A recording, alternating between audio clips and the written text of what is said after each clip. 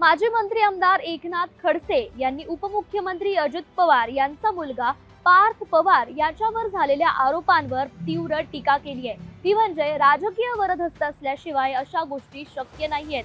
ही वतन जी आहे ती महार वतनाची जमीन आहे, त्यावर अशा प्रकारच्या गोष्टी होणं म्हणजे अमान्य आहे।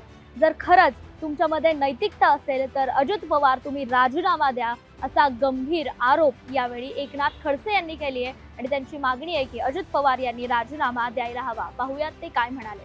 ही चौकशी चालू असताना किमान चौकशी पूर्ण होईपर्यंत तरी माननीय अजितदादा पवार यांनी आपल्या पदाचा राजीनामा दिला। पार्थ पवार हे माननीय उपमुख्यमंत्री अजितदादा पवारांचे चिरंजीव आहे आणि त्यांच्या आदेशाने प्रत्यक्ष अप्रत्यक्ष ह्या फाईली फिरल्या आणि 8 दिवसात 15 दिवसात हा व्यवहार कंप्लीट झाला आणि त्यामुळे संशयाची फेरी आपला सुई जी आहे ती अजितदादांकडे पण जाते।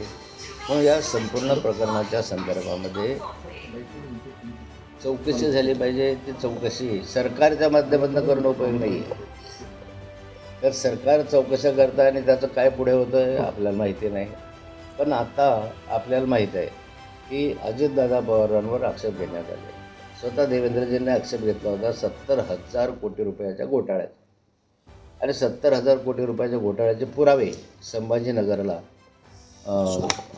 देवेंद्रजींनी स्वतः बैलगाडीमध्ये बसून ते दाखवले होते।